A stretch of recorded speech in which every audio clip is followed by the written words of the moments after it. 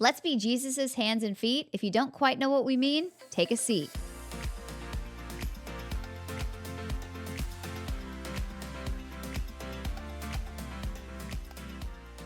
Hey guys, it's Katie, and today we're going to talk about being like Jesus in a fallen world.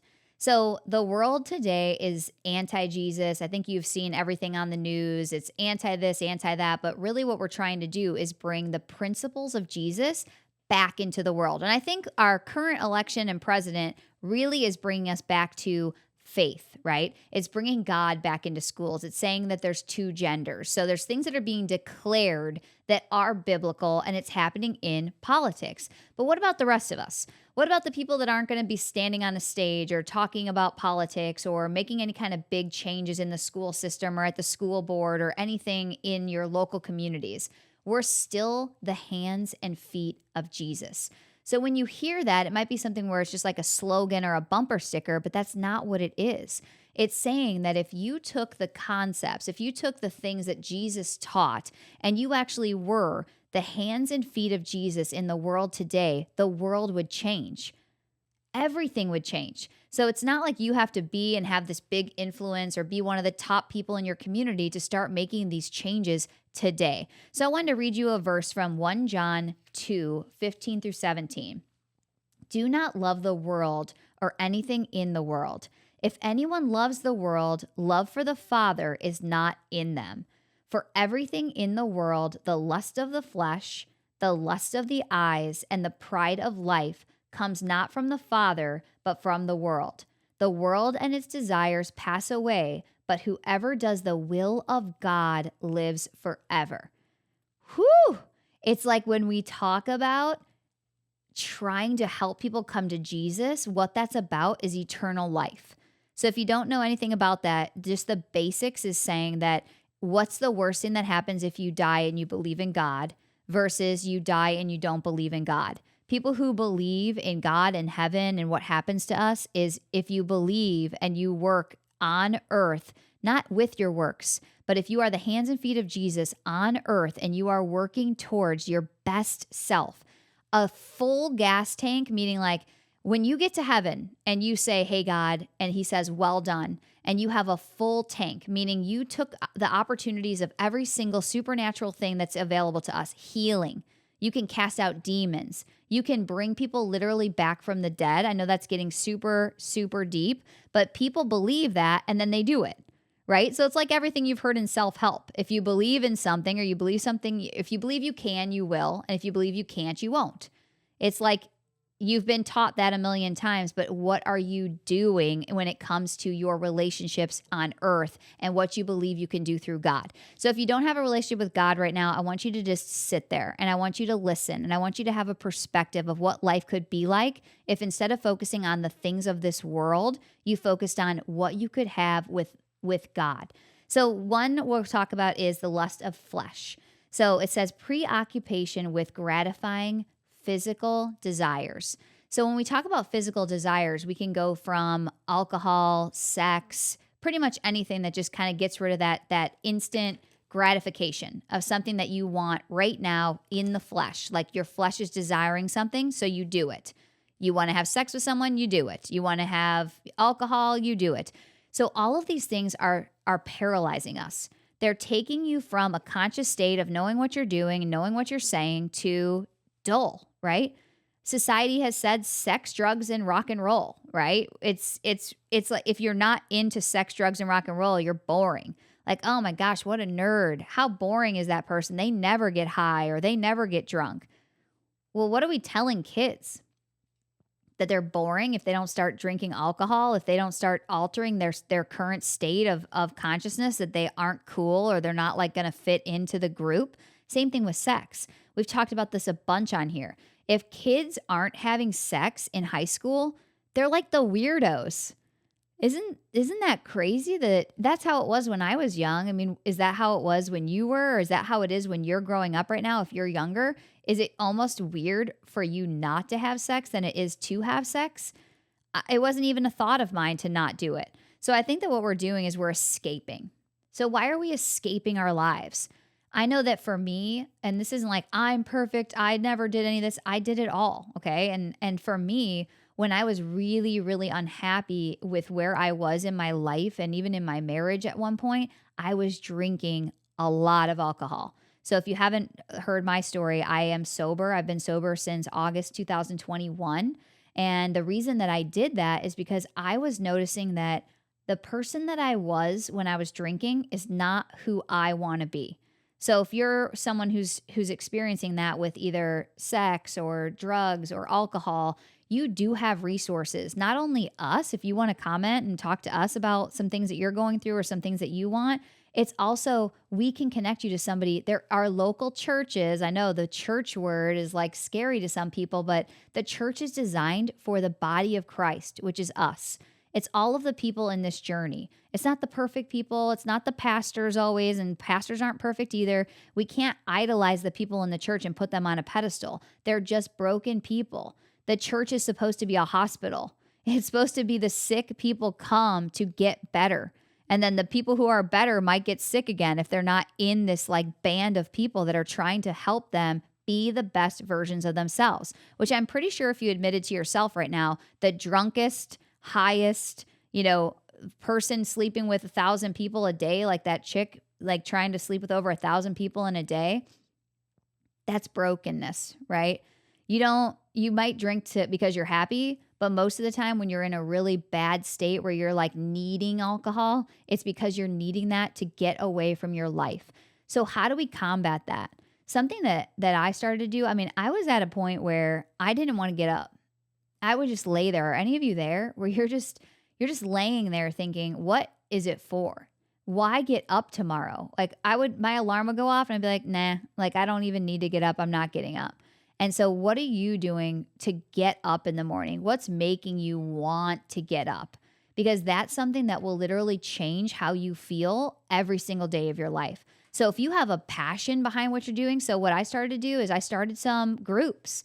I started some Bible groups, and the Bible recap is really helping me want to get up in the morning. Who knew that reading the Bible would be something that would draw me up? Like, I want to get up. I want to listen to my worship music. I want to journal. I want to get into the word. So I'm looking forward to that. That might be exercise for you. Get into a class where you're going there every morning at 6 or 7. Like, get something that you're excited about so that you want to get up. And I'm telling you that if you put a little God into your morning routine, you will be anxious to get up. Like, you will wake up wide awake. When's the last time you woke up like wide awake, ready to jump up and not even needing coffee? I'm not anti-coffee. I'm just saying you don't actually need coffee to function, even though that's also something that maybe we'll talk about one day that is another drug that we're just being told you need it to survive. You need it to deal with your kids. What is that shirt like? Coffee first or but coffee, or like the cup that says don't talk to me until I've had this much coffee. Like, nope, not yet. Okay, maybe. You don't need coffee to be a human being, but society's kind of making you feel that way. So getting excited about your life so that you don't want to miss 1 second of it is going to change the way that you get up in the morning. So that's one way to combat that preoccupation of like, I need something to dull me, paralyze me, or help me escape. And then the thing that we got some stats, right? So the stats are staggering and they're kind of scary. We went 12 or older. Yikes. 12 or older. I don't know when you guys started drinking or smoking or having sex. It's getting like earlier and earlier and earlier. And people age 12 or older in 2022, almost 60% used tobacco, vaped, used alcohol, or used an illicit drug in the past month. So that's a large amount of people, right? So the way that we're going to fight that is getting into a community of people who are already doing the things that are not focusing on alcohol. So I was playing tennis with a group of people that maybe were drinking a lot. So I started drinking more, and then I'm drinking a lot. And then I started to align myself in places that aren't focused on drinking, where on Friday night we'll go to a church service, or on Sunday we know we're waking up and going to a service again, or getting into a group where you're going to meet for a run. Again, you can do family, you can do fitness, you can do faith. You can kind of get yourself involved in a community of people that are focused on things that are making them healthier, stronger, and better instead of escaping from their lives. So then number 2, lust of eyes. So, one interpretation of this in a couple of the Bibles that we were reading was talking about like the preoccupation or the accumulation of things. So, that isn't really where my head went. When I think of the lust of eyes, I'm thinking about the fact that you can't turn a corner without being sexualized. You cannot open a magazine. You cannot put your phone up. You cannot watch a show anymore. I mean, how many shows are on TV where it's not two 15-year-olds having sex? That's crazy. You guys, we shouldn't be watching teenage. Yeah, they might be in their 20s in real life, but the fact that they're supposed to be 15 and we're having to watch this show that's supposed to be a family focused show. I was watching my niece and nephew the other day and they had some Ginny and whatever show on, and it was about a Bible group. So it was about the church. And of course, the Bible leader wanted to have sex with the husband, right? So this guy's coming to church and he gets into this Bible group. And of course, they make it where the person who's going to church and hosting a Bible study is trying to commit adultery with the guy. It's like, what are we trying to do? Are we trying to make people afraid to be vulnerable, to be in relationship with not only God, but with each other? Like, be careful. If you get involved in that group, they might try to steal your husband. You know, it's like the messaging is all off, and it's every single thing we look at. There's almost no shows that you can watch where you're not sitting next. I love Landman. Anybody? I love Landman. It's a great show. Half of it, I'm like, skip it. He's like, what? I'm like, skip it. Fast forward. Faith forward, right? Get past the junk to the good stuff, because there's good stuff in almost everything. So that's the other thing too, is there's good stuff in everything out there. Every show, every movie, every magazine, there's good stuff, but you've got to get through some of the junk to get to the good stuff. So forward, push the forward button. You do not have to watch someone get tortured.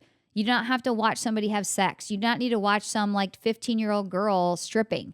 Like, these things can be fast forwarded and you can still enjoy the show. But I really urge you to start taking those things and getting them out of your eyes, making it where it's not every single thing you see is just this dark demonic thing or a comparison of this body or this woman. Like, it's not good for us to be comparing to that. So I'll mention because I think it's important for you guys to know the numbers. I was watching this amazing podcast by PBD, and he had Layla Mickelwaite. I think that's how we're saying her name. If not, no big deal. But she was on, and she is the founder and leader of Trafficking Hub movement. Trafficking Hub is like single-handedly taking down Hub. And she started back, and she started to see how many clicks in January 2024 alone. There were 11.4 billion with a B visits to Pornhub. Did you hear that? In 31 days, there were 11.4 billion visits to Pornhub. Our stats say that the people who viewed porn is 69% of American men and 40% of American women in any given year view porn. This is not just a men's problem. It is a global problem, because not only that, you guys, this is causing, so if you don't already know that is not a great thing in general for sex trafficking, for the things that are happening on there, but further than that, it's decreased sex life satisfaction, increased desire for rough or violent sex, and increased chances of divorce. I mean, no wonder. How are you going to have a normal sexual relationship with your spouse if you're watching violent or weird, even if you're watching regular be, like just a monogamous relationship of a male and female? Do they have just, I don't know, do they have just like regular? Even if you're just watching that, it's the comparison that you're making. It's these weird desires that you're going to have to fulfill. Just try to keep these things out of your eyes, you guys, because the lust of the eyes is one of the things that the devil has completely taken over in the United States, and it sounds like across the whole world. Exists. I mean, it's going to exist. I get it. But if you start taking things down, if you try to go to Pornhub in Florida right now, I think she literally has had it removed. And it all started with sex trafficking and finding these children who had been taken from their homes, and then people saw them. I mean, there was one story, you have to watch that podcast, where there's a story where the neighbor says, "Hey, I think I saw your daughter in a video on Pornhub." And that's how they were able to find her daughter and shut down a portion of Pornhub. So this is not just This isn't your old school Playboy, not saying that Playboy's right or wrong. It's more like this has gone so deep, you guys, and it's so demonic that it is ruining your relationships. How can you have a normal sexual relationship if you are watching porn? You can't. I feel so blessed that my husband doesn't watch porn. It's like, oh, I bet her husband watches porn. I just know that he doesn't. So if you think that there's men, like if you're a single woman out there and you don't know that there are men that are not obsessed with porn, I want you to know that it's true. That there are men who are not obsessed with porn, and that you can have a real amazing relationship with a man who is not comparing you and like being dulled down by this pornographic society that's going on. And if you're a man who's addicted, get help. You can stop watching porn. And guess what? It's going to make your relationships with women so much better. You can't be comparing all this demonic stuff to a normal sexual relationship. How are you supposed to have love and intimacy if love and intimacy is so skewed in your brain? It's all going back to what you're letting go into your lenses, what is inside your mind, and then coming out in such a negative way. So we are like in the fight for fighting porn. We'll do a whole episode on that. But in general, you guys train your eyes on what benefits you and not on what hinders you, especially in your relationships. So you need to be focused on the things that glorify God and glorify your relationships and make you in deeper relationship with people, not watching this like having this weird view of what sex is supposed to be or what life is supposed to be like. You need to get a clear vision on what real life is supposed to be and how amazing it can be, especially in a committed relationship. Number 3, pride of life. This one was a little weird for me. It's the obsession with our status or importance. That's really hard because I think we're all in this society. You're taught that you're supposed to go up the ranks, right? Like your status matters, your influence matters. And it really does. I mean, think about us doing this show. We're doing this show to make an impact. It's to have as many eyes as possible considering their faith, considering putting God first, thinking about maybe what they could do to be the hands and feet of Jesus. So going back to that, in this, it's if you're not focused on yourself and you were actually focused on the people around you, right? So when I posted a couple days ago, people were like, gosh, how do you get on camera and just shoot yourself on camera and just put it out there? And I said, the more you realize that it's not about you, and this is in the messaging and being the hands and feet of Jesus, the more that you realize that the focus is not on you and everything's not about you, you will start listening to the prompts that you're getting from God. Even if you're someone who's like, well, I don't talk to God, I don't hear from God. Well, I bet you've had intuition before to help somebody or to serve somewhere or to go to a church or to be part of a group. I bet you've been prompted by God. He's going to lead you to him if you're able, willing, and you want to listen. But if you're not listening and you're so closed off to what's happening because you're so self-focused and so worried about what's happening in this world, this life is so temporary compared to the eternal life that you're going to have in heaven. So just think about that. When you're trying to put yourself like on the map here in the United States or in your city or in your town, just realize that until you're affecting and changing a bunch of people around you, it's really not worth much. Because like if you have a beautiful voice, it's not for you to sing in the shower. Like what's the good of it, right? It's to touch the hearts of others. If you're good at something, that gift is not for you. So if you stop taking the focus all on you and start putting it on others, you will not believe what happens in your life. The culture today is that the stress needs to be on me, right? YOLO. Do you, boo. It's like this whole culture of like, don't worry about anybody else. Don't listen to what anyone else is trying to tell you, like thinking that people are trying to convict you of something. I'm not trying to convict you of something. I'm trying to make you actually convicted to do something for others, because it is unbelievable what happens for yourself when your focus is on other people. I'm telling you, it's so interesting because when your goal is others, your cup overflows. So a lot of people who are so focused on themselves, they're coming from such an empty place. It's actually really empty. You have no purpose. You have nobody that you're touching. You have no relationships. And you're just like, me, me, me, me, me. I look great. I'm doing great. Look at me. I have all this money. I have all this whatever. But it's so empty. And you know that when you go home, you're like, gosh, something just doesn't feel right. But when you're focused on others, you might not have all the things that you expected to have by like, hey, you're 40 or 30 or whatever. And you're like, I should have had a husband by now and kids, and I should have this much money in my bank account. If you're not focused on those things, it's unbelievable how full you'll be.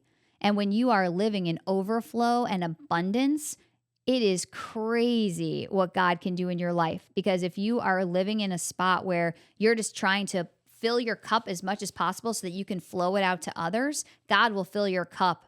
It's multiplication. We were designed and created to create and multiply. It's literally like Genesis, what we are here to do. So just remember that the way to do that is to focus on others and not just yourself. And so when you hear the call from God, all he's waiting for is your yes. And if you have a call on your heart from God, get out of God's way, say yes, and see what he does through you, because you're not going to do it on your own strength or your own understanding. It's all going to happen through your relationship with him. And I just wanted to end this episode with God's values: self-control, generosity, and a commitment to humble service. Let's take it to the word. 2 Peter 1:4. Through these, he has given us his very great and precious promises, so that through them you may participate in the divine nature, having escaped the corruption in the world caused by evil desires.